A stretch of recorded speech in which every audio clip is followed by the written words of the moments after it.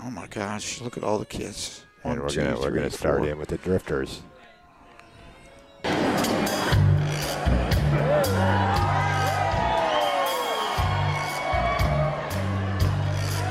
When the sun beats down, burns a tar on the roof, and your shoes get so hot, you wish to tie your feet with fireproof. Under the boardwalk, down by the sea, yeah. On a lake you with my baby, 'cause we're Well, we're not under the boardwalk, but we are at Culver's in downtown Navarre Beach. This is Irish Bill with Seminole Bob. Here we're back after a week off this past Wednesday night. Just getting back. What a trip back home from Cabo. It was not very fun going through Dallas. But we are back. This is the final week of the regular season, week 11.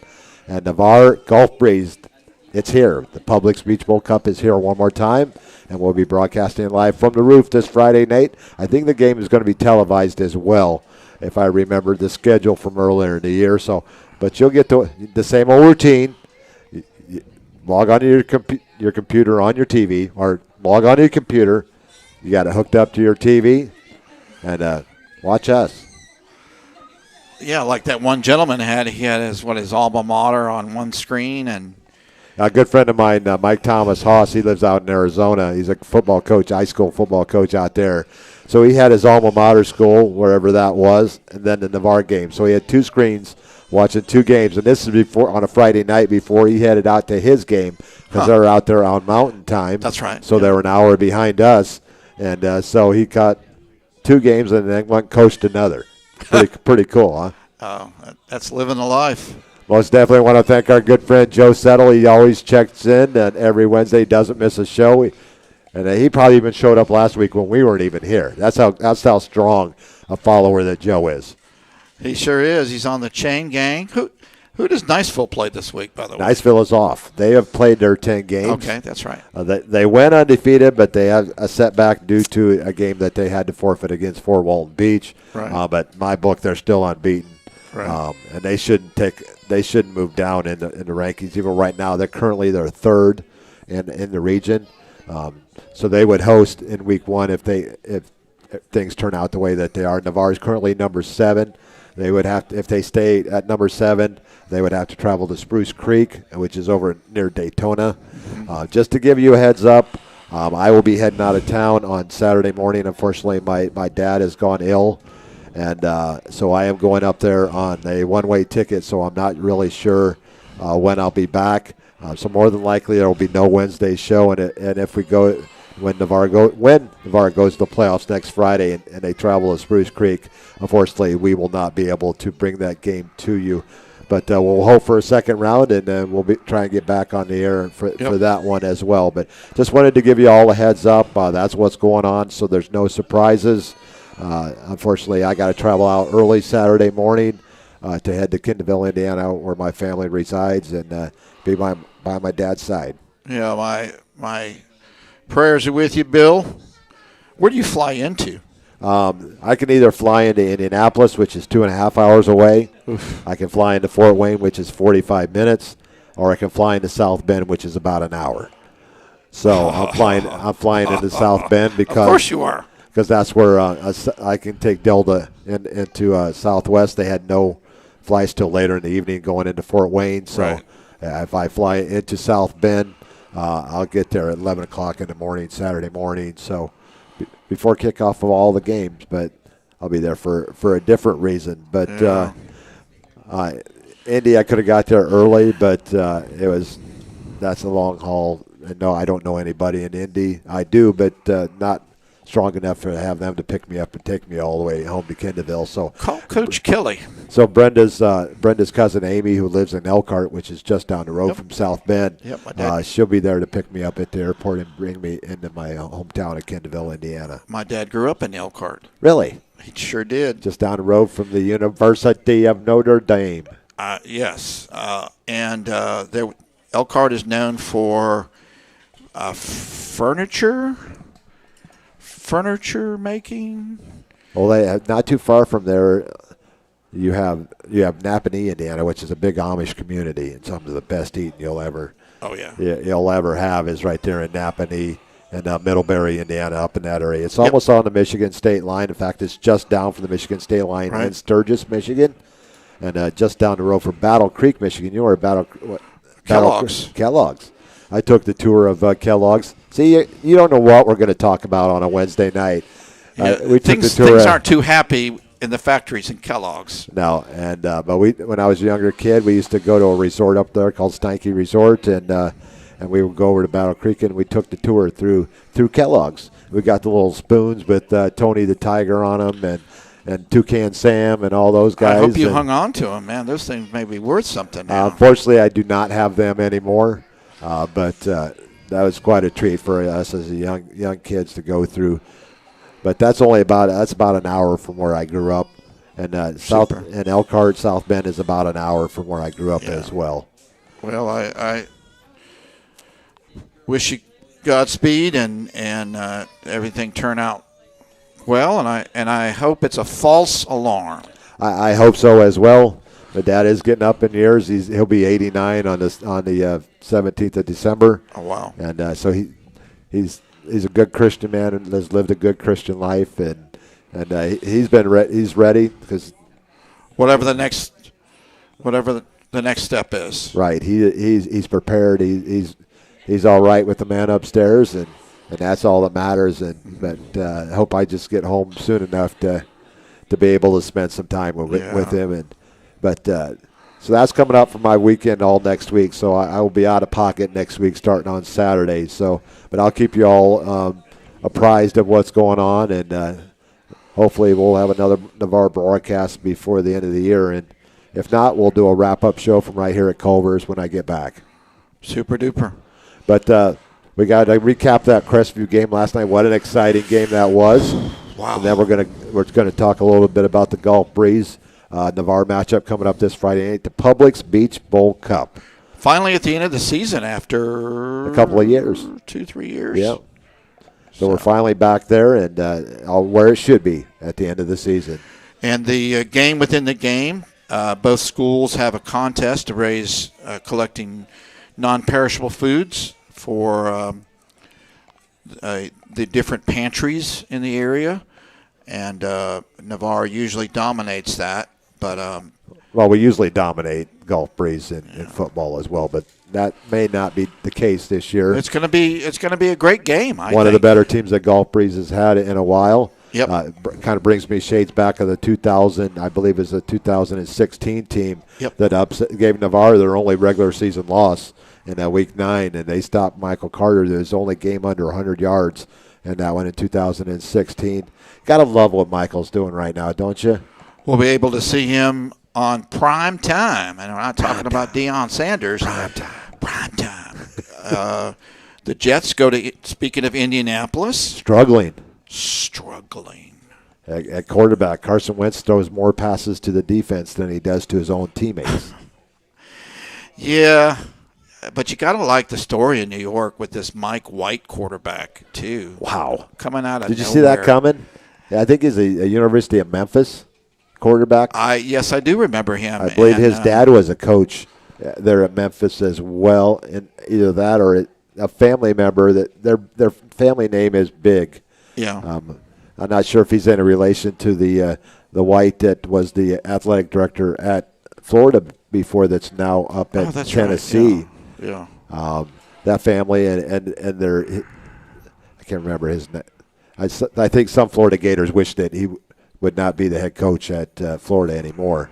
But there's a athletic director in the two athletic directors and a coach. Wasn't his name Mike White? I think Mike White is. Yeah, I think Mike White is the head coach at Florida right now. Joe would know because he's a big Florida fan. I'm not sure how much of college basketball. You mean the head coach? The head coach, the head basketball coach. Oh, basketball, yes. Basketball coach. Yes. So, and his sister, correct, I believe, is the AD out at Baylor. And family and of the AD moved that Heupel moved up to Tennessee, and he came. The guy that hired him was White at Tennessee, the athletic director there as well. So just information you hear on every Wednesday night, and we might even get a visit from Coach O a little bit later in the show. Could But be. He's got a big game this week. You just never know. But he doesn't look like he's taking a whole lot of pressure going into this game. Doesn't sound like his team is really prepared going in. They're taking 27.5-point underdogs. When's the last time you would ever thunk that? In basketball, maybe? Basketball, possibly. I mean, there were some good Florida teams along the way that They play Alabama, don't they? they do play Alabama. They do play Alabama. But it's in Baton Rouge, is it not? It's in Baton Rouge. Nick Saban goes down, and our good friend down there that does his show down there, Blake Ruffino. Yep. Are You Serious Sports? He does a show every night on Facebook. So Wednesday night, you can take a break from watching Blake, and you can come over to Irish Bill's Twist on Sports. And you can always go back to Facebook. Well, you can always go back to Irish Bill Sports or YouTube and watch our Wednesday night show and all of our broadcasts on Friday nights. But it's time to get into a little bit. Last about week, the Crestview what an game. exciting game, back and forth. Well, the opening kickoff, Derek Percival takes it 76 yards, sets up the Raiders first and goal from the 7, and on second down, Kyle Chambers would throw his last touchdown pass as a Raider, unless the Raiders go deep. I was talking to his dad, Will, earlier in the week. We chat back and forth on email, and he's out for 4 weeks. So they would have to have a lengthy run into the playoffs for Kyle to be back. So he hits Terrence Marshall. Marshall's really stepping it up this year. And that would be his last pass of the night. He would finish the night 3 of 6 for 34 yards. Hunter Feaster came in and did a rather good job, especially in the second half, to bring the Raiders back. Sure did. Really turn the clock. You know, Chrissy was trying to keep the kicks away from Marshall, and so they I say pooched it. It was, 20-yard line or something, and Percival was one of the upbacks, and he just found a seam down the left side, and Joe's already given us his prediction for the Bama game, 50-10. It could be. It could get ugly early. You think LSU's going to score 10 points? That's a good question. But, yeah, and that really set the tone for the game. I think that kickoff return by Percival really stunned Crestview early, and they do come back. But that was not the only big play that Derek Percival had on this night. Wow. Even bigger play. After Navarre had scored, Crestview got the ball back in great field position, drove down. It looked like the running back, Jason Jones, was headed to the end zone, but Derek Percival comes up from behind and knocks the ball loose at the 1-yard line, and they recover in the end zone. You say, well, how many big plays can one guy have? Well, that was not his last, as he blocked the punt out of the end zone for the safety as well. So what a night for Derek and the Raiders, and a big night and a big victory in a District 1-7A matchup that the Raiders need, because if they lose that game, we're not talking about playoff possibilities. You can just throw that out the window. Yeah, now, gave the Raiders a chance here, and the Gulf Breeze game. You say, well, it's a non-district game. Well, the way the playoffs are set, you're judged on, who you play and who your opponents play and all that, and so it's important for Navarre to come out, play the same type game, got to be error-free. Gulf Breeze has a good team. Good running back, good quarterback, good young quarterback. Battle, yes, that's his name, Battle. Alberson, he's on the C3 7-on-7 team as well. Okay. So he's familiar with some of the Navarre players. But he's had a great season for the Dolphins, and the running back Troy Coughlin is tough as nails. Will get the ball probably 25, 30 times. But they have 2 young wide receivers, sophomores that they can stretch the field with, and a good kicking game there at Gulf Breeze. And their defense has been playing really strong this year. Yeah. They've kind of ended the last couple games. They're playing quality opponents at the end of the season, and so Gulf Breeze is, this game is important for them. I think they're pretty solid in the playoffs, are they not? I think Gulf Breeze is. I have not seen where they're slotted in 6A. But what's nice there is between 1 and 2 districts, between Panama City and Wakulla on over, there's 2 districts now of 6A teams.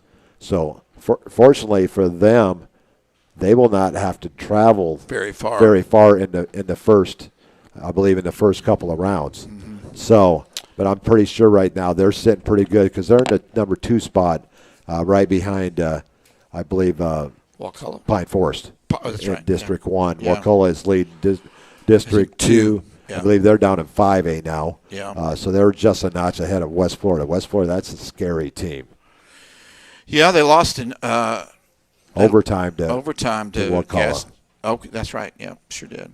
But the biggest surprise last week, and we'll get to that later in the show, we'll talk a little bit more, Mosley losing to a much improved Gadsden County. Niceville knows all about them. Oh, yeah. And this team must be young and they're improving as the year goes on. I wouldn't want to play that team right now. Very confident, yeah. But let's get back to the scoring. A 7-yard pass from Chambers to Marshall. Howard's kick's good. At the 2:30 mark, a 2-yard run by Jones. We thought it'd be tied up, but the Chaos Hansen's kick was no good. So Navarre led 7-6 after 1. In the second quarter, Chaos would put the Bulldogs out on top of the 25-yard field goal. So a 9-7 heading to the half. Nope, not so fast. Navarre would get on the scoreboard one more time. A 3-yard pass from Hunter Feaster to Jaden Reese. His first touchdown reception on the season. Feaster would add the 2-point conversion and a 15-9 lead going to the half.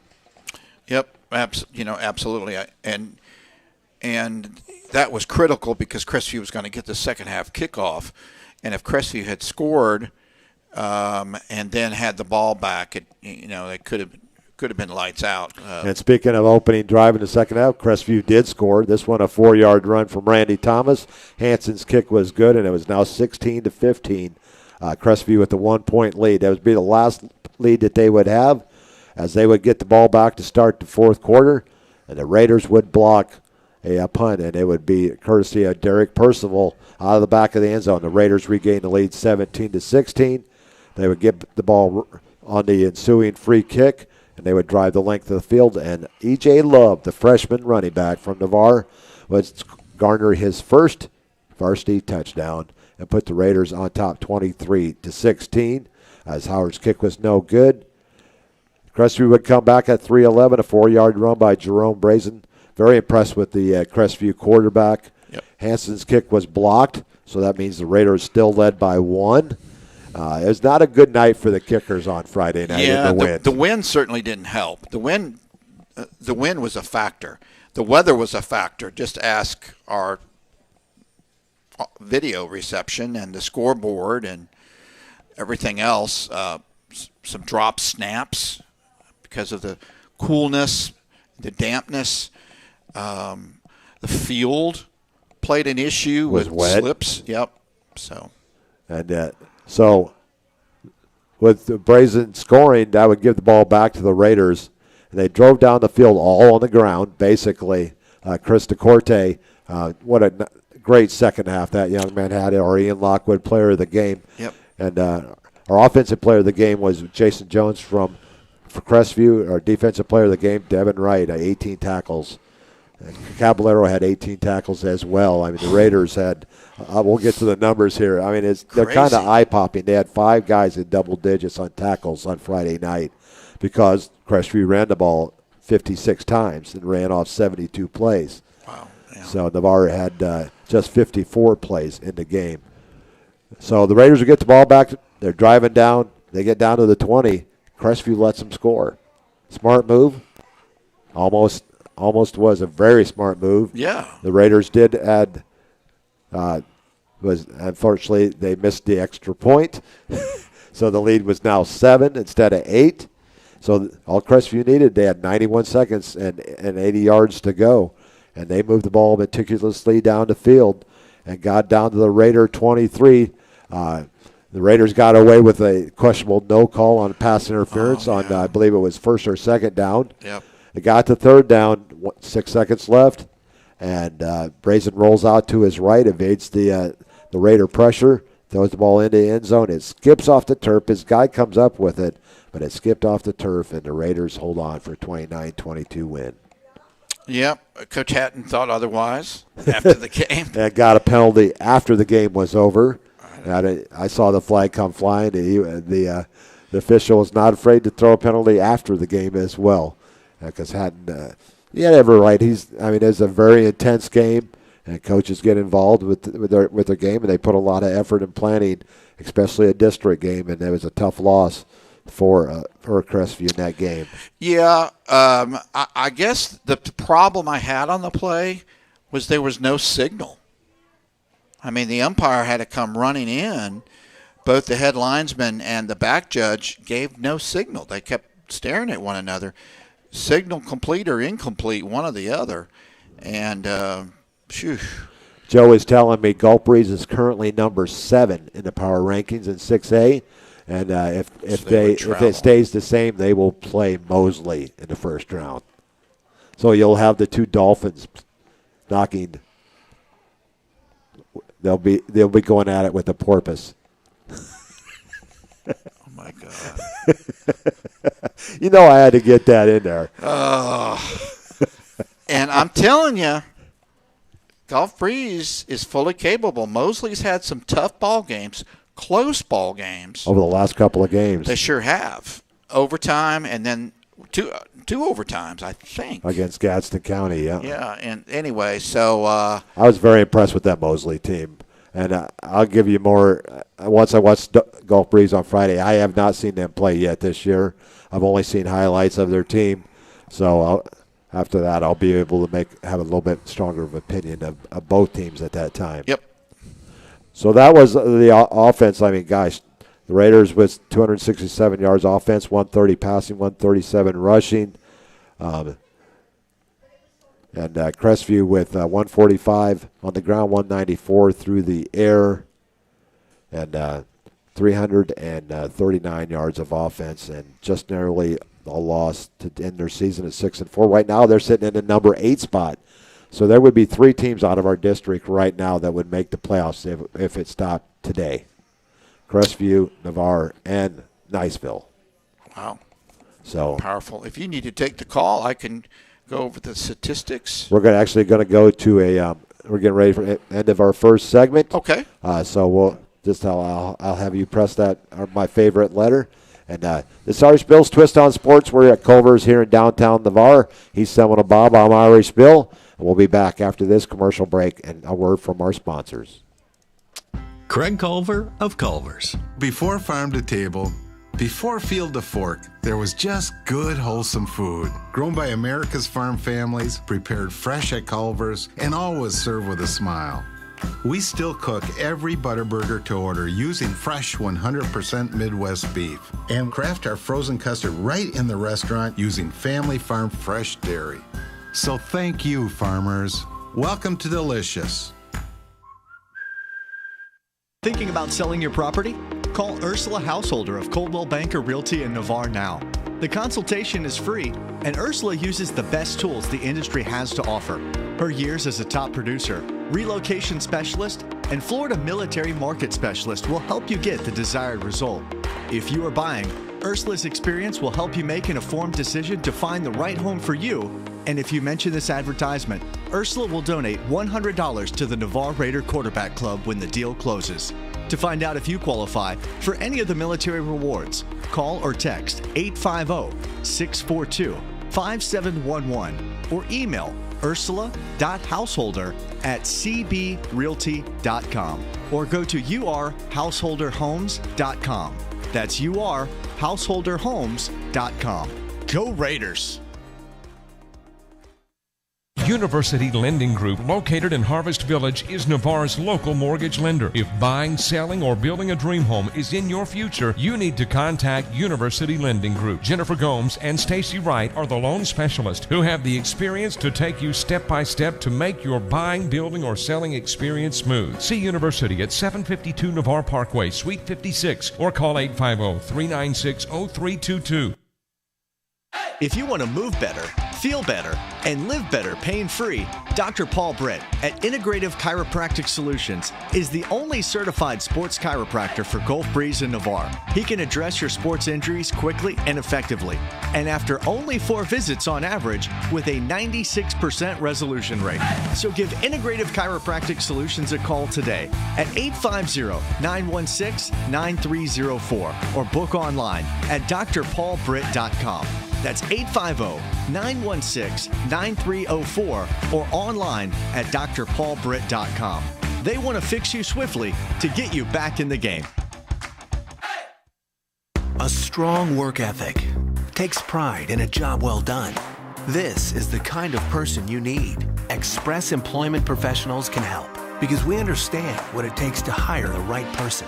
It takes real people, real interviews. We find good people, matching the right skills with the right jobs from the production floor to the front office. Express knows jobs. Get to know Express. Go to expresspros.com to find a location near you. Great teams have great support. The Navarre Raiders have one of the best support organizations, the Navarre Raiders Quarterback Club. All the members see to it that the Raiders have all available necessities to keep the Raiders on track. Whether it's seeing to it that they're properly fed, have good transportation, or making sure that all Raider fans can watch and hear all exciting Navarre Raider football action, the Navarre Raider Quarterback Club is there to make it happen. Thanks Navarre Raider Quarterback Club for your support of your winning Navarre Raiders on IrishBillSports.com.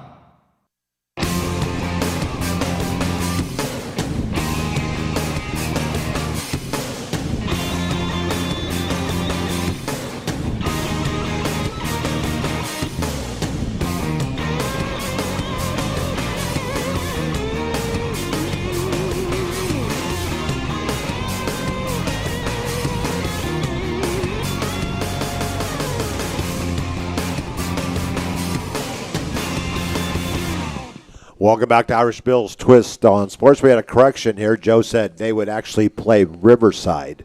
Gulf Breeze would play Riverside out of Jacksonville in their first round. So they would host or they would travel? They would travel. They would be the 7th seed. So the 1 and through 4 teams would host the first round. Right. And then they would host, in respect, 1 would play 8, 2, 1, 7, 8, yeah. 3, 6, 4, 5. So, and then however those games turn out, they won't reseed, but they'll figure out who's going to be the host in the second round. Correct. And, I mean, we saw a couple years ago being bumped out by .01. After crushing Crestview. So a win over Gulf Breeze, conceivably, could we knock them out of the playoffs? I don't think so. I think because they're playing a stronger opponent in us, a 7A school. I see. So that's going to actually help them. And so I think a win or lose, I think Gulf Breeze is in. They may drop to the 8th seed at the very least, but I think they're pretty much in. They've had an outstanding season. I mean, what a job they've done down there this year. 6-3 on the season. Won their first 5 games, I believe. Yep. And they've lost 3 of their last 4 very quality teams that they've been playing. Pine Forest, Escambia, and I believe that Washington was in there as well. Very strong record for Gulf Breeze this year. But the defense, let's talk a little bit about that defensive performance last week for the Raiders. Yep. I mean, very strong. Looking at their stats, they had 3 blocks last night, which they didn't have any going into the game. Devin Wright has one, blocked the extra point. Kamal Rustum had a block kick, and then Percival's block punt. So 3 block kicks after not having one through the first 7 games. That's remarkable. Special teams. I can't remember the last time we actually had a safety on a block punt. I think we have to go back several years where that happened. So, but that gave us the lead. Xavier Fernandez against Catholic back, I think it was 2015. Man, mine like a steel trap. Yeah, and he actually, I don't think it was a safety. I think he actually recovered the ball For a and took it in touchdown. for a touchdown. But Yeah. that was the last block punt that we had a score from. He blocked it and picked it up and ran it in. There you go. He completed the trifecta. But, I mean, look at Devin Wright, 18 tackles, 2 tackles for loss, a block kick. Christian Caballero, what a season that young man's having. 18 tackles as well, 13 solo, 5 assists, 2 caused fumbles, a tackle for loss. Connor Black, another solid game. He had the big one against Niceville, backs it up with 11 solos and 4 assists. And Hunter Crowder, steady Hunter all season long. Yep. 16 tackles, 9 solos, 7 assists, and 10 tackles for Sebastian Melendez. I mean, it was a solid night for the Raiders linebackers and safeties in this one. Absolutely, and the tackles for loss came at really critical times.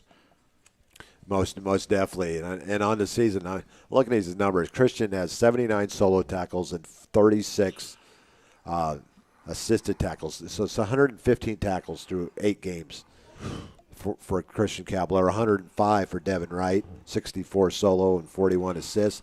Hunter Crowder not too far behind with 87, 51 solo and 36 assists.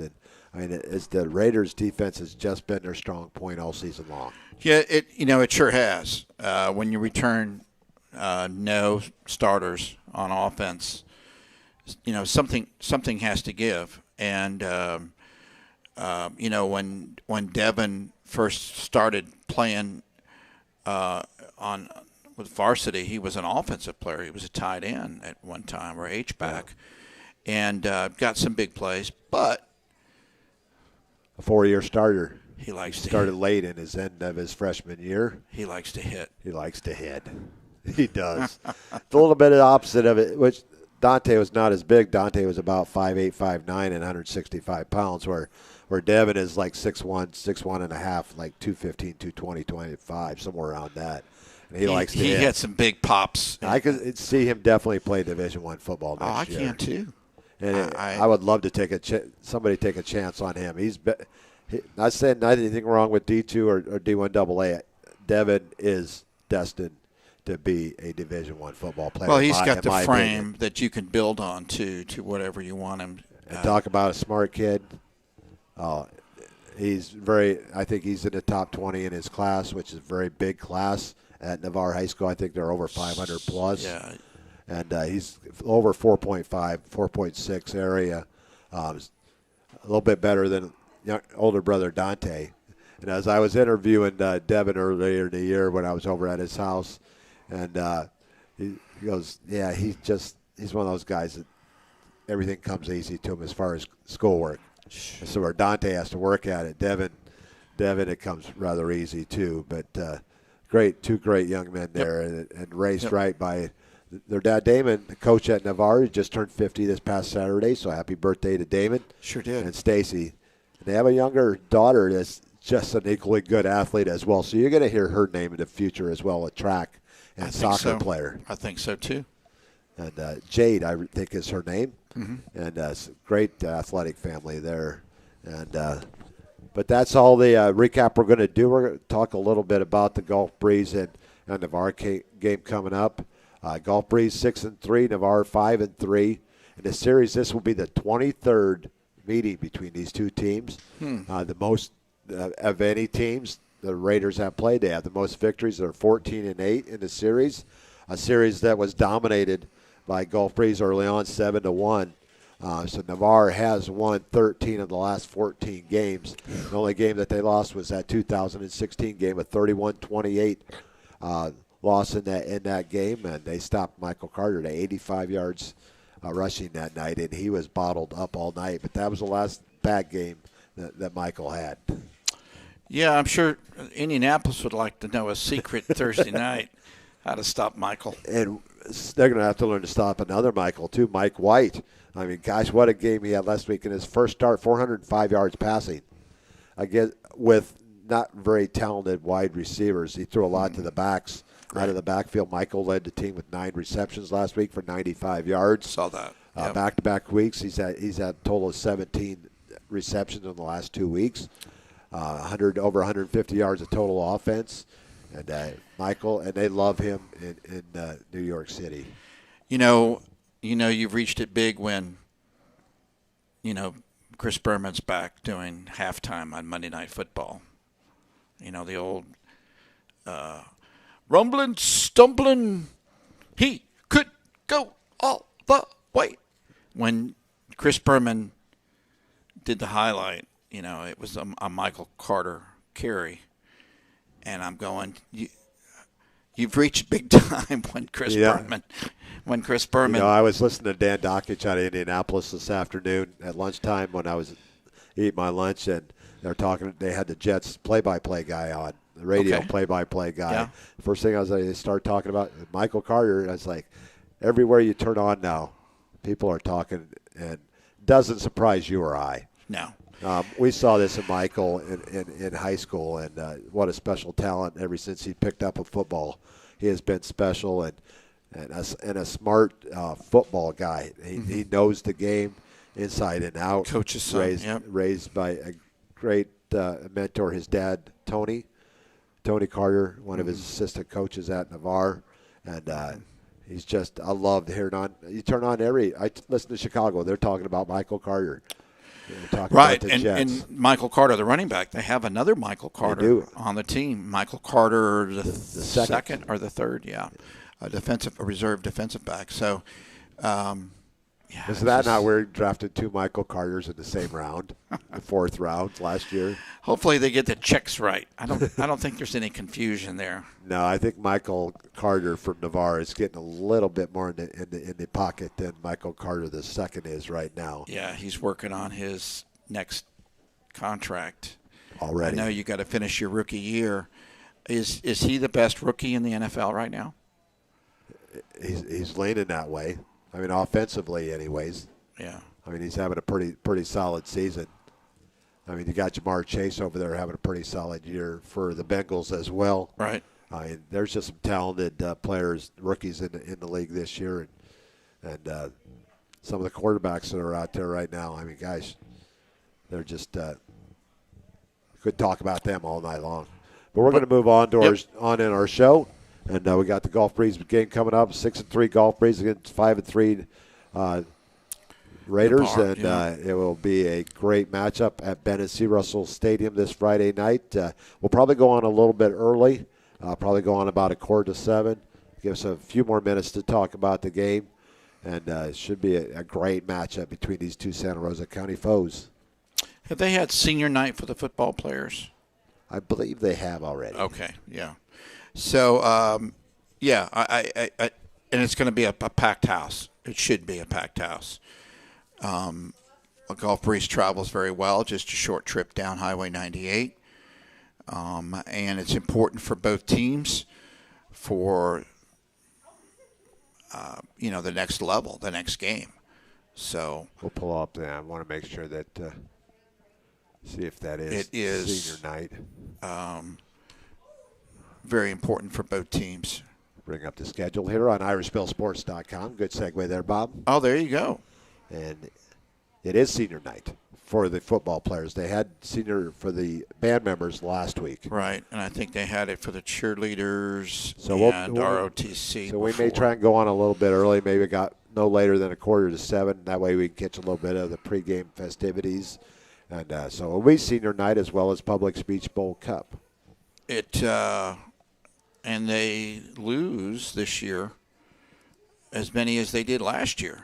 33 seniors this year. Gosh. 39 last year. So 72 would have graduated that played for Navarre the last two seasons. And you look at Love and you look at Marshall. The Marshalls. And you look at Tyrell back last week. Yes. Feaster. Feaster is only a sophomore. DeCourt. DeCourt is actually a senior. DeCourte, excuse me. DeCourte is a senior this year. Okay. So, yeah. And we'll get to see the wide receiver who didn't get to play this year because of injuries. Actually, he's a senior as well. You're talking about Trent Hall. Trent Hall's a senior this year as well. That's what I'm saying. We'll be able to see him with the walk with his family. Yeah. On senior night. great kids have come through the program, and I think both of those kids have futures in football. They'll be playing next year somewhere in Division III or Division II, or who knows, Division I. You look at Hunter Renfro. Hunter Renfro played at Clemson for like played 10 at years. yeah, a slot receiver. You know what happens with slot receivers? They get the snot beat out of them. I mean, we can go back to the Patriots with Edelman and Wes Welker. The same type thing, and Renfro's playing for the Raiders right now, out in Las Vegas. So there is a place. I'd love to see the future of some of the kids Most that Navarre definitely. has. You got Nick Brahms having an outstanding season this year for Auburn, and Dante Wright out of Colorado State. I mean, we're just filled from D3, NIA, NAA to Division II to Division I AA. You got Quentin Caballero, the older brother of Christian Caballero. He's at Eastern Tennessee State now. Yeah. And just got some great talent out there from the VAR. And we look forward to it every year. And we get it. We're lucky. We're fortunate. We're blessed. We get to bring you the games every Friday Well, they night. say that the catbird seat. Most definitely. And up on the roof, it is the catbird seat. But let's move on to our Irish Bill Super 7 Panhandle Power Rankings. Not much change at the top. A little bit change at the bottom. Yeah. Niceville stays at the 1. They'll finish their regular season on top, mostly right behind at 9-1. Pine Forest makes the jump up to number 3 with a big win over Washington last week, 49-15. West Florida beats Catholic rather handily, 30-7. They move ahead of Gulf Breeze. Gulf Breeze is 6-3. They lost to Escambia last week, 21-14, in a close one.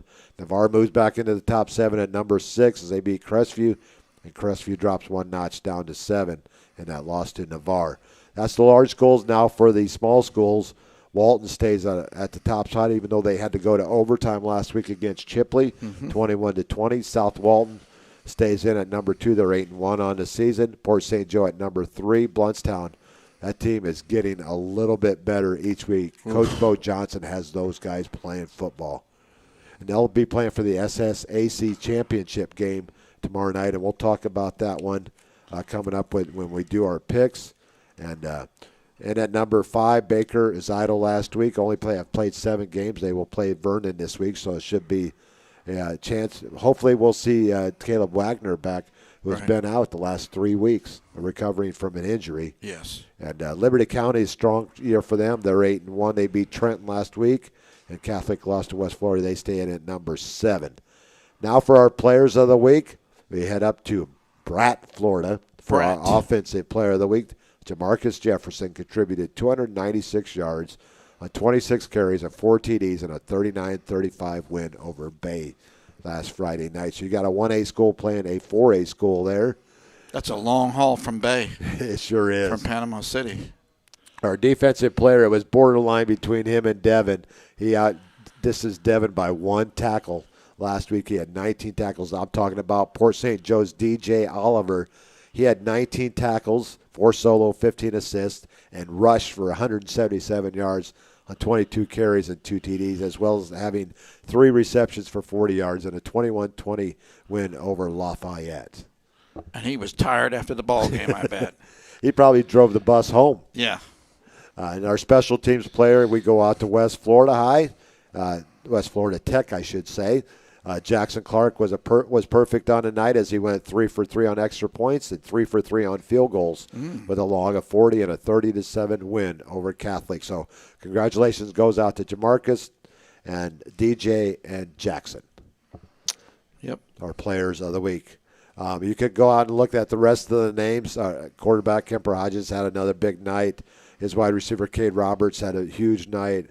Scambia's Wayman Jordan went for 268 yards in that game against Gulf Breeze. Is that a sign of possibly things to come for the Raiders as they head in offensively into that contest? Could be. I'd like to think that the coaching staff's probably going to has simplified the offensive playbook for Feaster. Yeah. And the Raiders had 4 at the top in tackles. Devin Wright and Christian Caballero with 18 each. Hunter Crowder with 16 and Connor Black with 15. And other defense, our special teams players, Trey Luna went 4 for 4, extra points 1 for 1, field goals. And you can look at the rest of the names on Irish Bill Sport Twist on Sports page on Facebook and my group page. You can also go to our website on irishbillsports.com and get the whole list, because we have a lot of talent here in the Panhandle of Florida. We sure do. So once again, our Super 7 Panhandle's large schools: Niceville, Mosley, Pine Forest, West Florida, Gulf Breeze, Navarre, and Crestview. Our small schools: Walton, South Walton, Gabe Walton, their only loss of the season. Port St. Joe, Blountstown, Baker, Liberty County, and Catholic. Of those teams in each of those Super 7, you got 1 or 2, other than Navarre, of course, that you think could make a deep run? Well, I like Niceville's chances of going deep, but really the 7A Region 1 is very loaded. You have Buchholz. I mean, that team is incredible. Yeah. You have Edgewater that I believe they might be in Region 2, so I think they would face them in the semi-state if they get that far. But all roads lead through Buchholz, in my opinion, in that region as well. And they have a lot of offensive starters coming back with Creed Whittemore at quarterback. He did us in last year along with Quan Lee, a 4-star wide receiver there at Buchholz. I think they're the team to beat. But the 2 teams that I like going a long ways are Pine Forest and West Florida. Mm-hmm. Pine Forest is really coming into their own. I mean, Ronnie Gillen, and what a job he's done out there at Pine Forest in his first year out there. And they're definitely headed in the right direction. Now, let's move over to small schools. Who do you think out of the small schools has a good chance of going far? I think Walton and possibly South Walton. It's very simple. It's just about the matchups.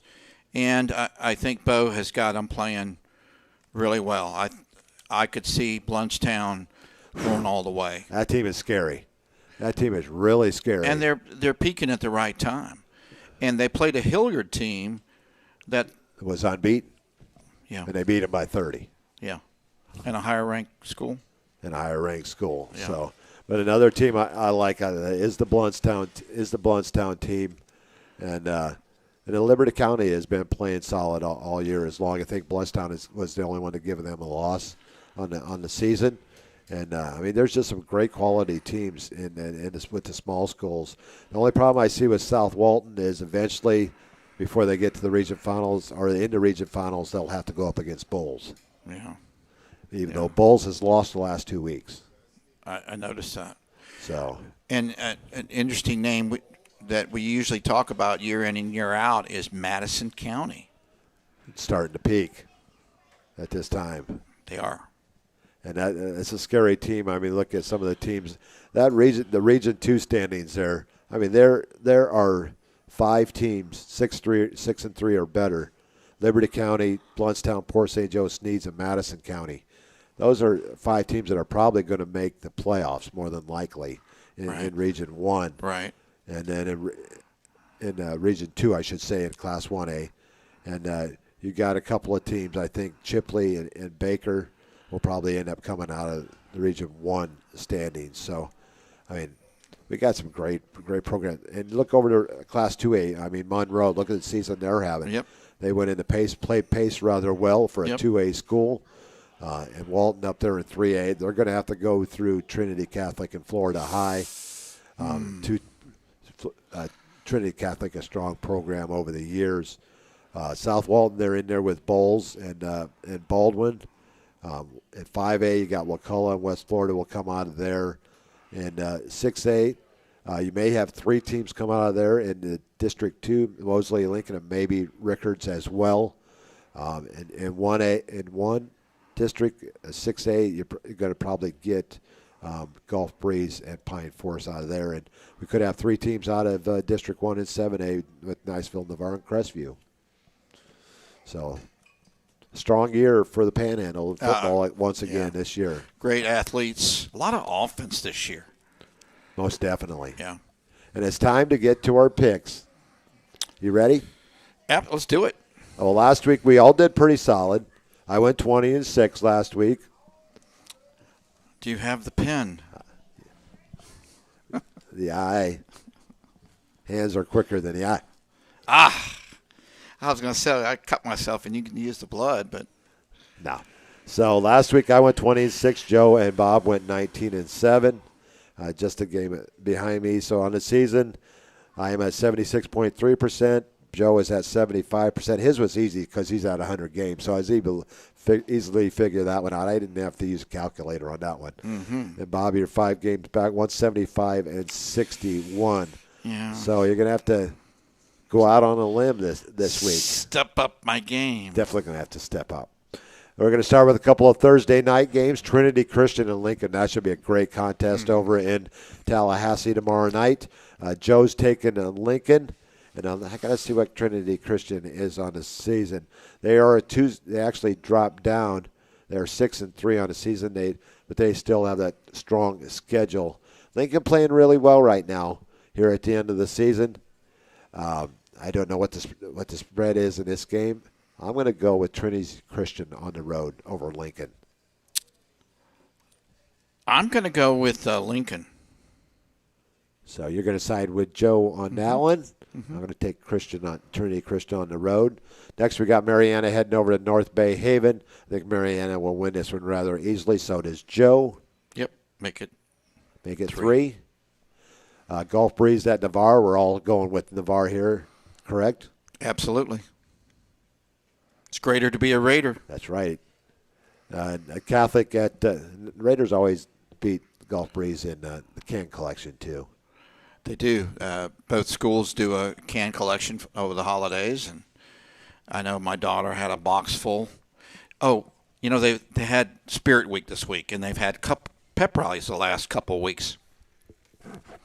And today, every day has a theme, just to get the kids excited.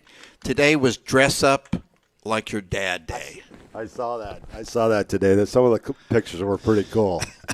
So all she asked was, "Can I borrow some of your clothes?" And I said, "Sure, honey, And she said, "But I have to have the glasses on my head." Because I always have the glasses on my head. But anyway, so, and I'm sure Gulf Breeze is doing something similar, and it's, very exciting. I think it'll be a great football game. I think it will be playoff. Definitely a playoff atmosphere. Yes, and a great crowd. But I think Navarre is going to come on top. Most definitely. Catholic at Choctaw. This should be a pretty good game. I like Choctaw at home in this one. Yep, me too. All three of us going with Choctaw. Tate at Pine Forest. I'm sorry, Tate. Tate's been shut out 5 times this year and has only scored 34 points on the season through 9 games. Whoever's going to step into that position as the new head coach has got the work cut out for him. Most definitely. So we're all going with Pine Forest there. Pace going over to Washington. Pace can run. Washington's very talented, even though they've struggled on the season. I'm going with Washington at home. I'm going to go with Pace. Change of pace. Yep. Pace clock. Okay, then we got Milton heading to Fort Walton Beach. Sorry, Fort Walton Beach. You got one forfeited win over Niceville. You're not going to get a second win on the season. Milton big in this one. Not unless Milton uses an eligible player. But, I'm going to go with Milton. Next, we got Pensacola traveling over to Escambia. I'm going with the Gators at home. And one of the oldest rivalries in the Panhandle. It sure is. They play for some type of bucket. I don't know what. It's an old bucket that they play for. I can't remember the name, and I know I'm doing it no justice right now. I'm going to go with the Gators. So I'll go with the Gators. Wakulla at Childs. Wakulla should win this one rather easily. Wakulla, War Eagles. Next, we got Bay going to Rutherford. Bay has really struggled this year. I'm going with Rutherford at home. Yep. Another, probably one of the oldest rivalry in Panama City, Bay and Rutherford Crosstown. Sewanee, Coach Jay Wall's first school was he was a head coach at. Also the alma mater of one Tammy Peanut Norton. Oh, yeah. And so they're going to Florida High this week. I look for Florida High to come off of their forfeited win over FAMU last week and win big. What happened? FAMU canceled. They forfeited the game. I don't know why. I didn't see the reason behind it, but Yeah. you going with Florida High on that one? Oh, yeah. Then we got St. John. I've been going back and forth on this one. Leon has struggled. St. John Paul II has really been putting the points on the board over the last 3 or 4 weeks. But it's a 2A school traveling to a 7A school. And I've been going back and forth on this one. Joe takes St. John Paul II. I'm going to wait till I hear your pick. Well, Leon, the oldest school, I believe, in Leon County, going back a long time. St. John Paul, a private Catholic school. The Panthers.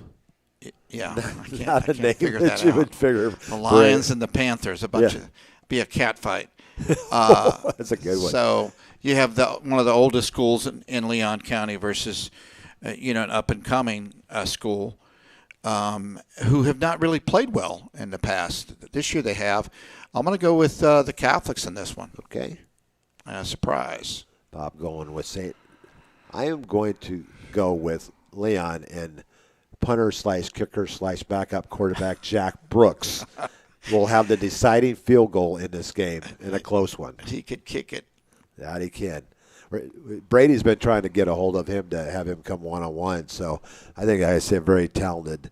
That Punter young and man will kicker. be playing on Saturdays next year if he wants to. Okay, yeah. But then we got Madison County heading to Tallahassee as well to take on Rickards. Rickards a very talented team. Madison County hitting the stride. I got to go with the Cowboys on the road. I'm going with Rickards. You got to make up a little bit of ground, so I had to see where you were going to pick and choose to take the alternative route. Rickards is a good football team. They are a good football team. Yeah. But Madison County is starting to hit their stride about right now. So you got a 6A team against a 1A team, but Madison County is not your normal 1A team. Didn't they travel to Georgia for 2 consecutive Valdosta. games? You start out your season with Valdosta, one of the better teams in the state of Georgia. And they did not show. It did not fare well. 54-0 in that one.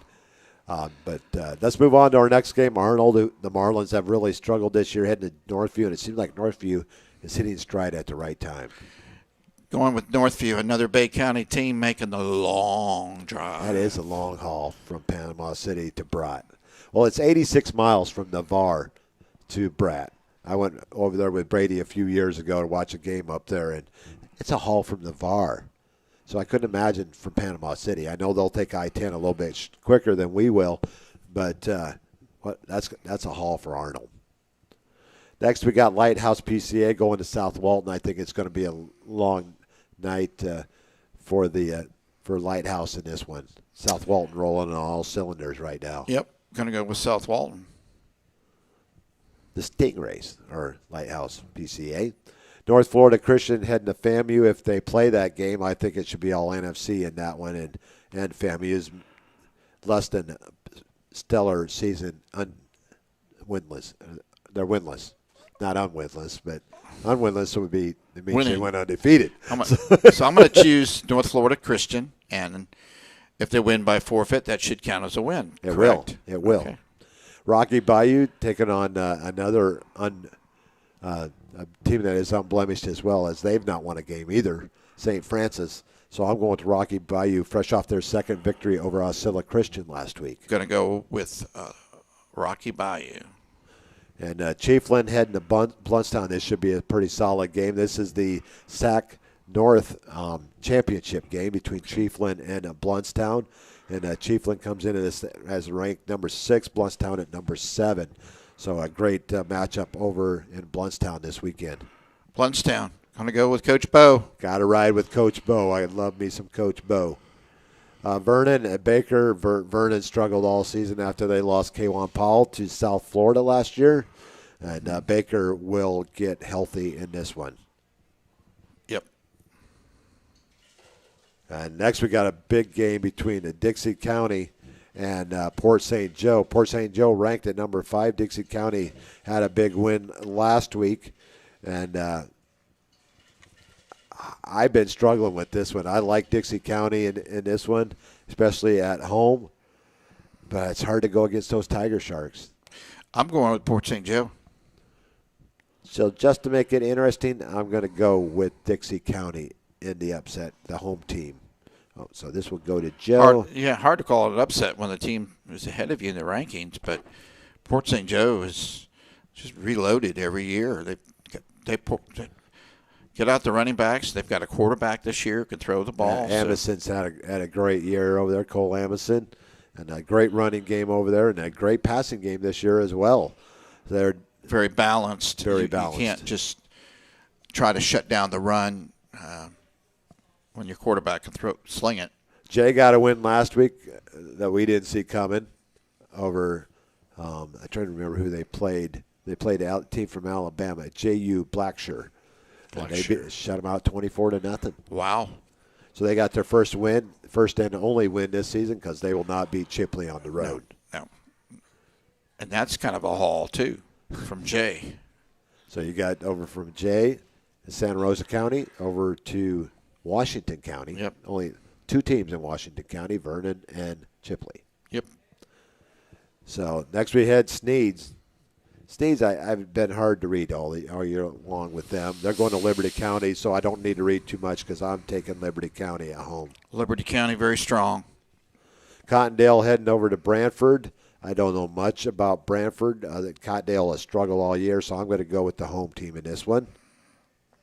Going to go with Brantford as well. Freeport on the road at Lafayette. That's a haul for them. Mm-hmm. Freeport has been up and down all year. Joe takes Lafayette. I'm taking Lafayette in this one as well. What's Lafayette's record?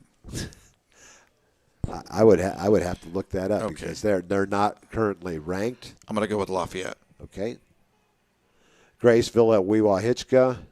The Gators. You're going to take another Gator team. Graceville struggled all year long. I'm going to go with the Gators.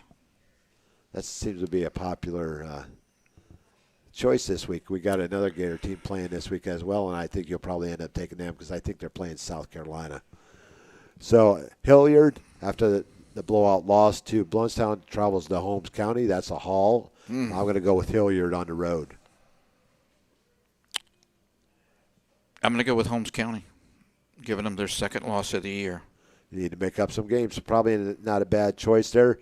Bozeman traveling to Williston, which I believe is over by Gainesville. It is. Jimmy Ray Stevens was at Williston before he went over to Fort Walton. Williston wins last week as they went on the road and beat Cottondale 49-34.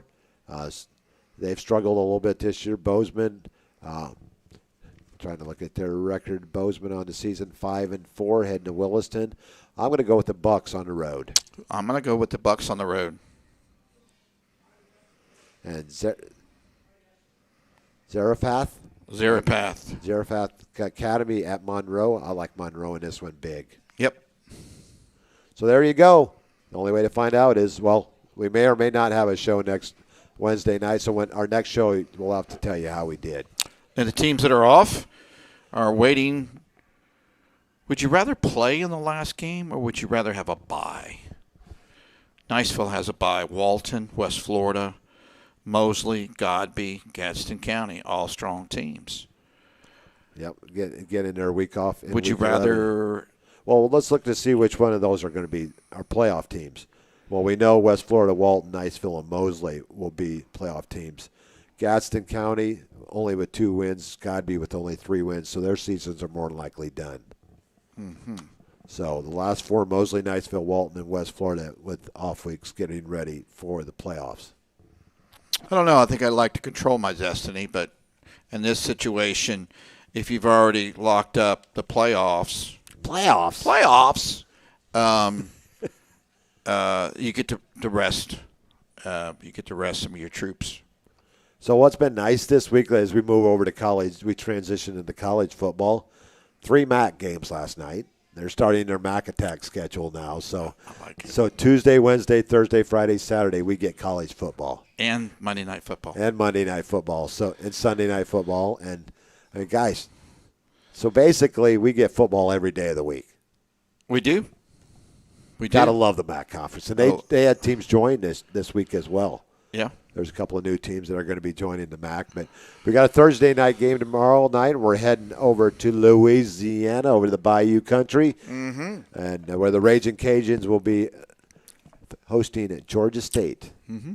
I'm taking the Raging Cajuns in this one. Yeah, Georgia State's had a tough year. Well, let's know how we did last week. It was kind of a struggle for all of us last week in college. I went 18-8. Joe went 17-9. And Bob, you kind of stumbled across the start line and went 14-12. Yeah, I mean, that was looking good a little ways there in the Florida State Clemson game. Wow, that was a better game than I thought that one was going to be. And I actually took Florida State last week in my weekly picks for our show. Not this show, but our show on Saturday, and they had it to the last play of the game. They had the spread covered, and then they tried the lateral this, lateral that, hook and ladder, and turned out to be hook. Joe says chance to get healthy. You're right, chance for Niceville to get healthy going into the playoffs. So let's all of us taking Louisiana. Let's head to Friday night. Utah goes on the road at Stanford. Always a tough place to play. Joe takes the Utes. I'm going with the Utes as well. You the Utes. Hey Joe, you're off this week. Why don't you come on down and watch the Dolphins? Yeah. You're always welcome up on the roof with us, Joe, if you want to come over to VAR and get you on at halftime. Get you on at halftime, maybe. And if Robbie's running, he said, I did have a better week 2 weeks ago. Yes, you did. You've been pretty solid in all of your picks. I don't know if you're kind of bellying up off of my expertise, or you're just that good. What do you think, Joe? You think he's just that good? I think Joe's just that good. He knows his stuff. So you're welcome out to the roof on Friday night for Gulf Breeze and Navarre. So Robbie's going to be a little bit late. He's got an event from 4 to 6, so he'll be out as soon as that event is over with. Hopefully we'll be strong on the camera this week, weather permitting. I think it looks like it's going to be a beautiful night on Friday night. Might be just a tad chilly. Yeah. Speaking of chilly, is where I'm going. It's going to be even. I got to break out my winter jacket when I go home this weekend. But let's see if I can bring up the spreads here for the college games. You're going with Utah as well? Yep. Okay, let's move on over to Saturday. These are the new rankings, the college football rankings, which I didn't agree with all of where they place teams. Yeah, but it's the first week, one. Though. It's the first one. Number 25, Pittsburgh heading to Duke. I look for the Panthers to get healthy in that one. Yeah, their quarterback had a rough game last week. I'm going to go with, but everybody gets better against Duke's football team. And I don't even know what to talk about this next game. Missouri at number 1, Georgia. We're all going with the Dogs. This is just a game that Coach of Georgia just wants to get out without any injuries. Definitely. Number 9, Wake Forest at North Carolina. Still unbeaten on the season. North Carolina had a strong game against Notre Dame last week. Came up a little bit short. Mm-hmm. Always tough to play at North Carolina at Chapel Hill. I'm going with the Demon Deacons to stay unbeaten. Not so fast, my friend. Oh, he gets his one Lee Corso a week, and I think it's going to be in this game. It is. I think Carolina's going to win this game, going away. Wow. So Bob going with the light blue. Upset. Yep. Next, we got a military matchup between Army and Air Force as Army travels to Air Force. Both teams have had great seasons so far. That's probably for the Commander-in-Chief trophy. And we'll get you the spread here. I think Air Force is favored in this one going into the game. They are favored by 2.5. I'm going to go with the Flyboys at home.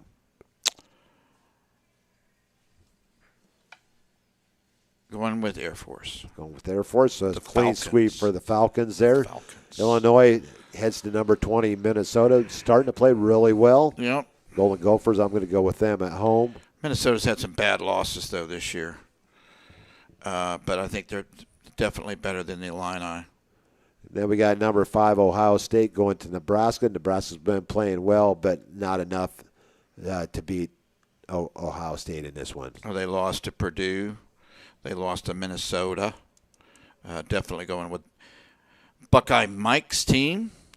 And they're 15-point favorites going into this game. So Next we head over to Ole Miss, to Oxford, Mississippi. Number 16 Ole Miss hosting Liberty. And who's the head coach at Liberty?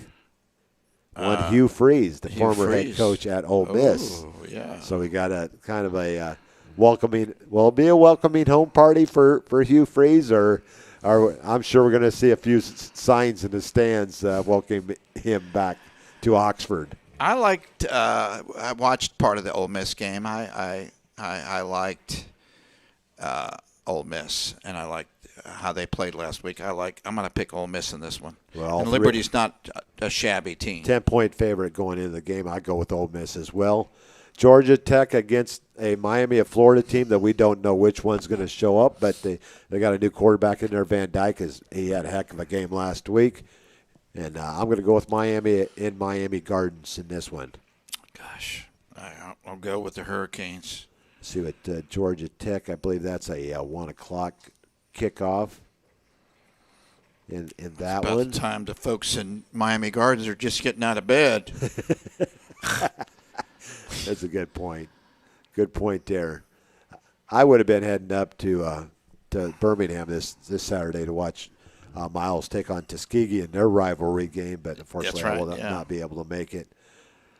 So not sure of the spread here, but I'm going to go with Miami of Florida. You going with Florida as well? Yep. Tulsa at number 6, Cincinnati, which I think is a hose job for Cincinnati. Should not be number 6. I think that's kind of with their schedule that they have left, that's a spot where they may not be able to rise unless teams in front of them get knocked off. Yeah, they're going to need some help. The first BCS is exactly that. Cincinnati. I think they want Cincinnati to prove themselves. There's just every sports radio station I turn on, they're just hating on Cincinnati, and I don't know why that is. Joe says I can't go against what I did for 20 years. Go Air Force. Yeah. Good. And providing retirement and medical and yeah. So Cincinnati as well, 22-point favorites in that one. Penn State played Ohio State tough last week. They're heading to Maryland this week. They are identical records. 10-point favorites going to this game. I'm going with Penn State on the road. Tria, Tagovailoa. Then we got Anchors away heading to South Bend, Indiana, where I'll be flying into on Saturday. Oh, gosh, that's going to mean it's going to be a busy airport. Oh, you think? And that is going to be a 2:30 kickoff, so I get in there about 11 a.m. So that airport's going to be pretty packed. You think? So Irish are favored in this one over the midshipmen by 21. Irish at home. I'll go with the Catholics. Number 3, Michigan. Was that a surprise, Michigan State moving up to number 3? Yes. And they were down early big to Yes. Michigan and fought back.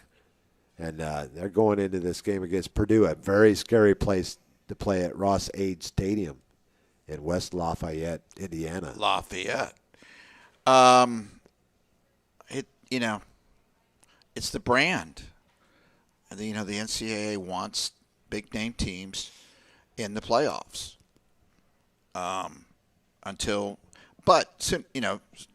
Sooner or later,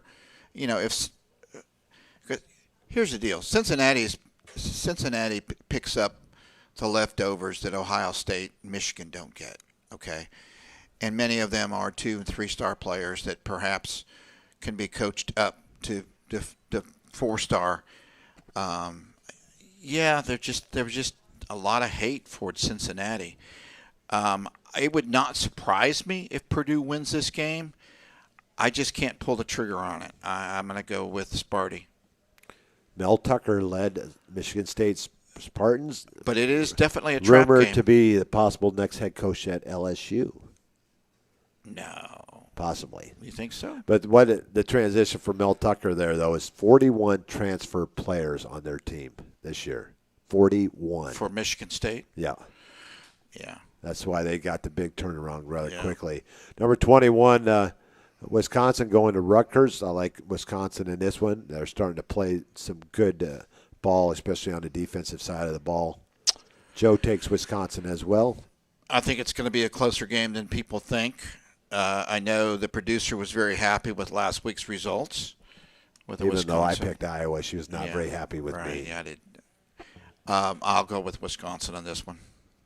So a clean sweep there for Wisconsin. Number 11 was Oklahoma State, going to a very much improved West Virginia team. But I'm going to go with the Cowboys on the road. Was it Coach Brown? Coach that Neil coached at Brown. Troy, Neil Brown. Yep. And one Navarre Raider, Jordan Jefferson, plays Yep. for West Virginia and the Okie Mountaineers. State at West Virginia. Tough place to play. They're in Morgantown. Yep. I'm going to go with the Mountaineers in a surprise. And a surprise win there, as Oklahoma State is a 3.5-point favorite in that one. Number 12, Baylor going at TCU. Was that not a surprise that they let Gary Patterson go this past week? Been there for 22 years. They said it was mutual. So Or did they was give it him the immediate? Was it immediate? I think so. Wow. I could see Baylor struggling in this game. I'm going to go with Baylor, but it would not surprise me if TCU plays well in this game. Playing for their interim head coach. Number 13, Auburn, and number 14, Texas A&M. Probably one of the better matchups this weekend. Auburn playing really well. I'm going with the Tigers on the road.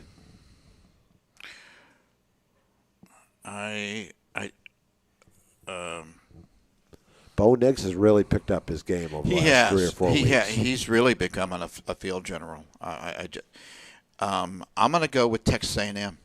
They're favored by 4.5, so there you go. Idaho State heading to BYU. No matchup here.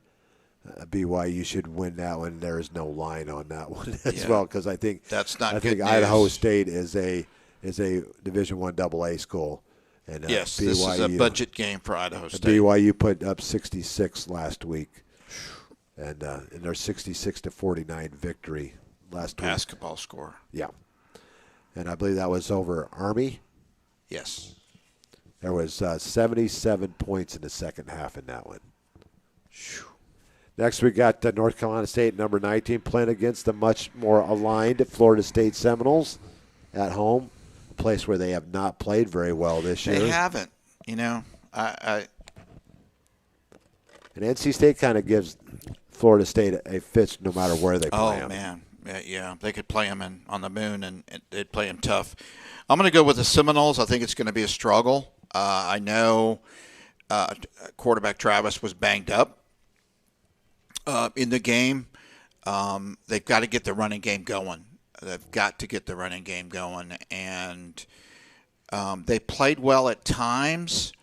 Their defense played well at times against Clemson, which is a really tough place to play. I'm going to go with the Seminoles at Doak. I'm going to go with the Wolfpack on the road, as Joe takes the Wolfpack as well. Joe says you can't always go by the record. The eye test is more important to me. It's a good rule. I like that, Joe. Yeah, but you get the eye test at field level.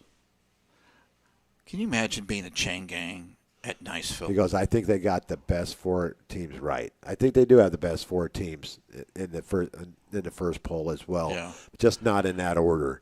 I would have went. They gave a lot of love to Oregon, that's Yeah. for sure. That they did.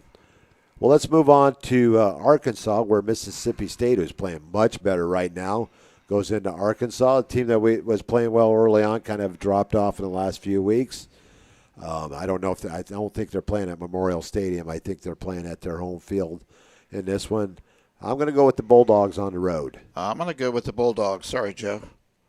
Joe's going with the Bulldogs as well. Huh? Going against his alma mater there. Tennessee going into Kentucky. I think Tennessee is primed for an upset in this one. I am taking the Vols in an upset in this one over Kentucky. Is that because you played golf with Tennessee Shanky? Yeah, he kind of rubs off on you a little bit. Did he wear his outfit? No, he did not. It was a little cool Saturday morning. I bet it was. And I agree with you. It could be a Kentucky. Could be prime for an upset. I'm going to go with the Wildcats at home. Okay, now we move over to LSU at number 2, Alabama. Wow, Bill, Coach, how's that Coach. going? Coach, welcome to the Irish Bills Twist on Sports Show.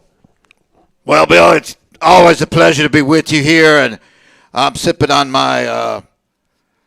How many Red Bulls have you had today, Coach? I only had one. One? Yeah, one gallon.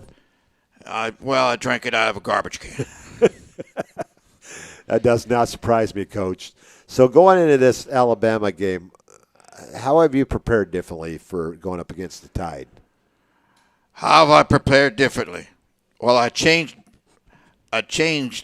flavors of Red Bull for one thing there, and I started emptying my office out because I'm not coming back. Yeah, I heard that. Are you happy or sad about that, Coach? I'll give you 17 million reasons why I'm happy. Because I want to go down to Destin, Florida, and run with my shirt off. You've been known to do that, Coach. I've been working. And who do we play this week? You're going to Bama. You're planning to go into Tuscaloosa. Oh heck! I thought the game was in Baton Rouge. Well, now you're going to have to change your travel plans. I wonder if we're riding a bus or flying. I don't know. But anyway, this is the last time I play Alabama for a while, unless I decide to maybe take the USC job or Platteville High School job. Maybe follow the road of what's our old coach, Rush Probst. He went over to Valdosta. Oh no! You know Rush. Rush. Oh yeah, that's. You can get in marriage trouble going up there now. I heard about that, and I'm in enough marriage trouble of my own self. Well, anyway, who do we play this week? You got Tuscaloosa in Alabama. Tuscumba? No, not Lipscomb, not Tuskegee. Oh, heck. Tuskegee is actually just down the road in Birmingham this week at Miles College. Tuskegee probably could beat the Tigers right now. Oh, that's not nice to say about your own team, Coach. I was talking about the Auburn Tigers. Oh, okay. But anyway, or the Clemson Tigers, or the Missouri Tigers.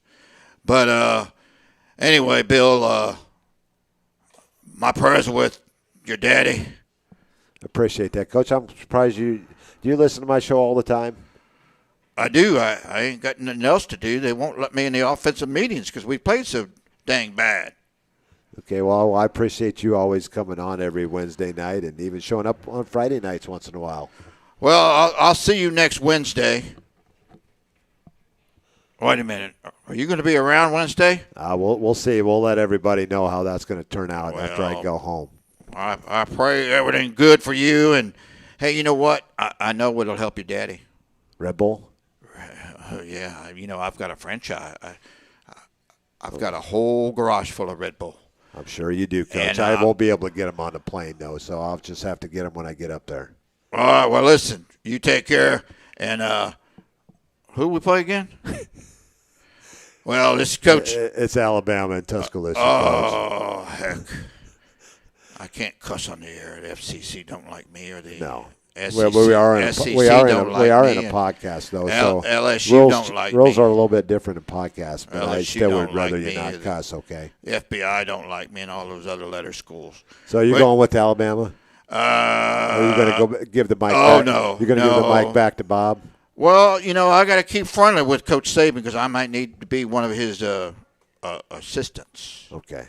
So Well, anyway, thank you, Coach, for stopping by once again. That's Coach O, Yeah. LSU Tigers on Go the Tigers. on the short leash over there in Baton Rouge, and No, Bob. Now Alabama. we got Bob back here.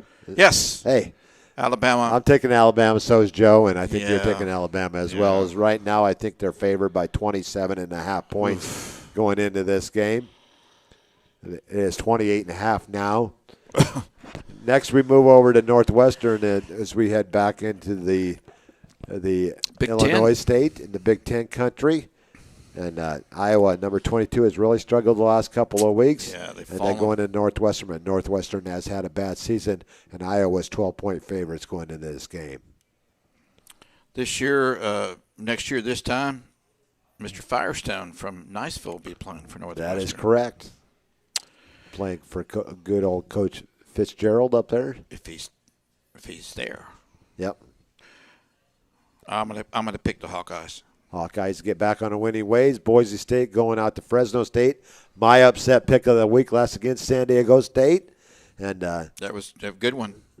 I think Fresno State, the Bulldogs, will Yes. win this one. The Bulldogs they're not playing on the blue turf. No, they're playing out at Fresno. I wonder if the Bulldogs would get confused, their mascot, if they were on the blue turf. They wouldn't know where to go to the bathroom.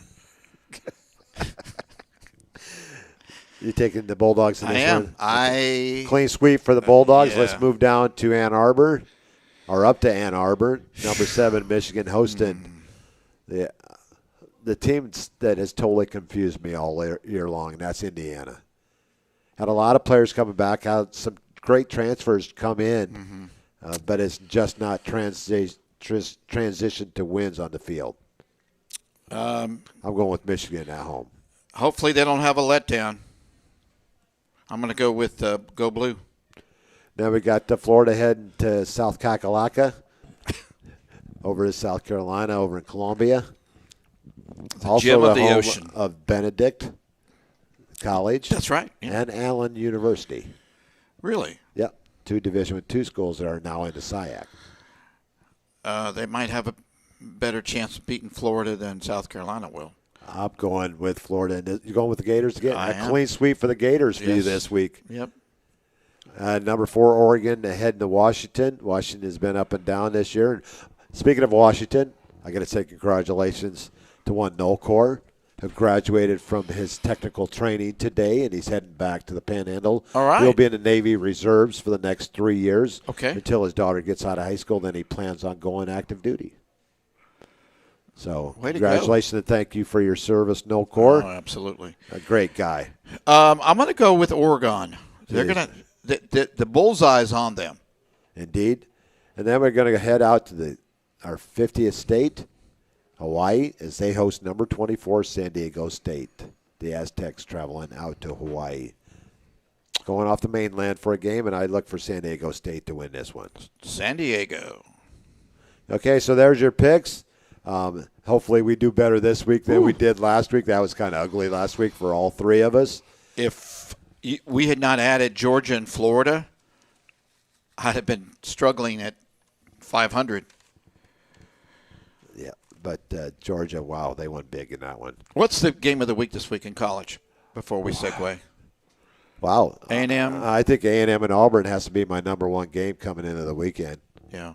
I mean, I think that's the only matchup of ranked teams this week. Both teams being ranked, I think it is the only game, and so I got to go with that game as well.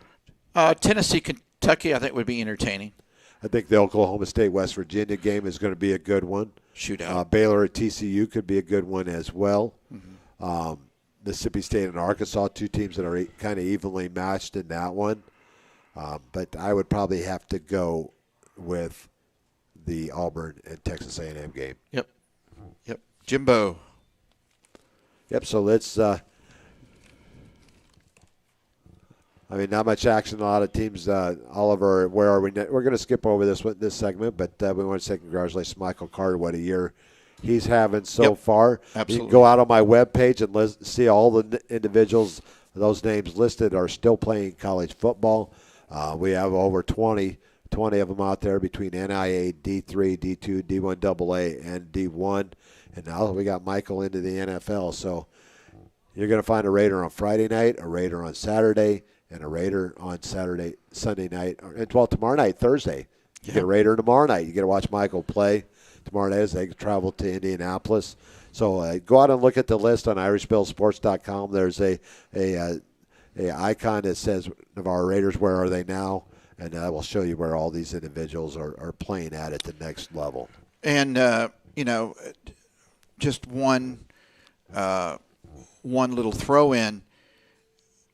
Navarre has not been a high school that long. 2000 graduating class 2000 was their first graduating class. 21 years. 99 was their first year where they had all 4 classes.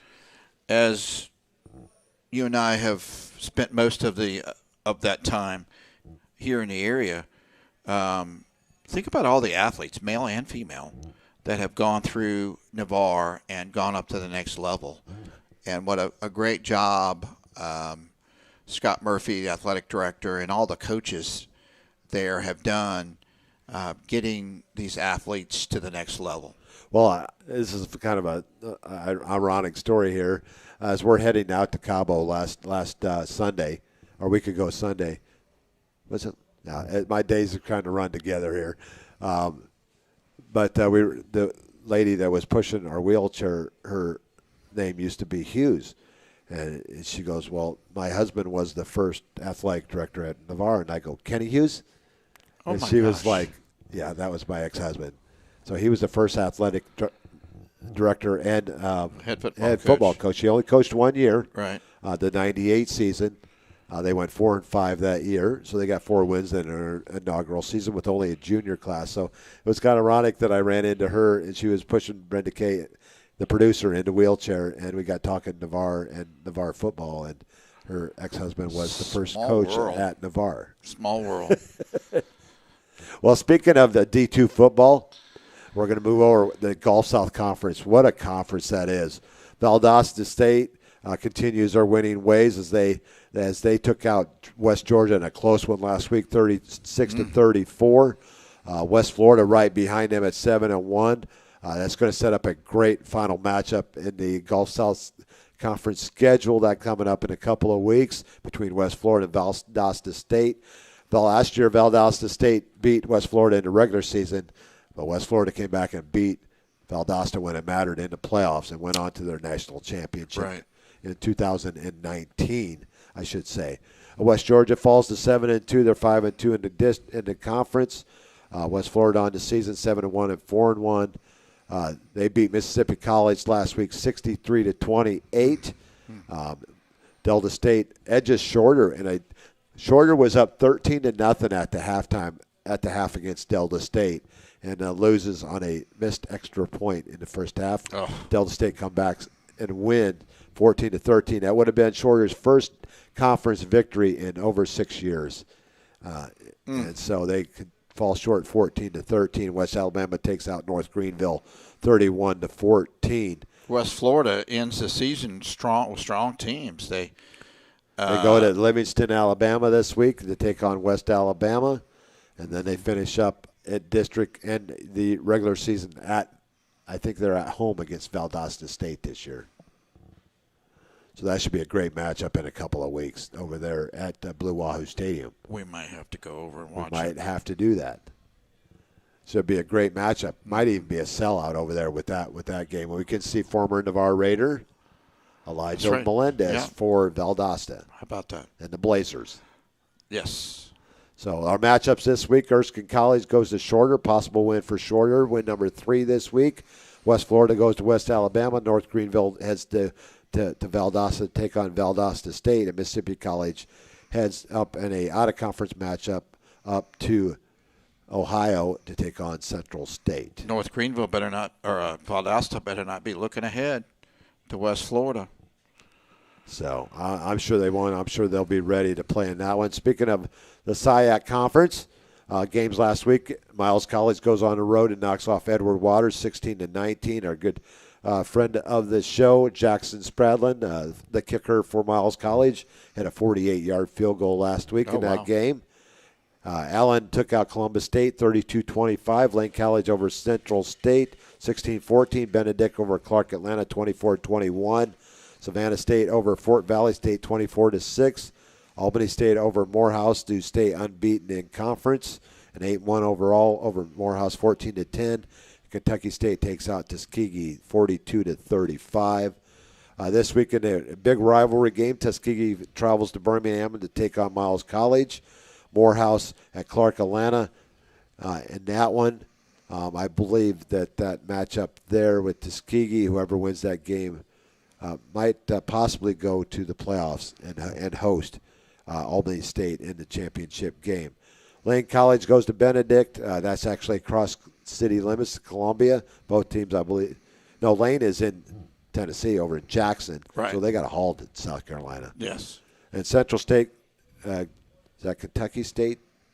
And Edward Waters goes to Savannah State. So there's our matchups for the SIAC and the GSC, and we have wrapped up another show.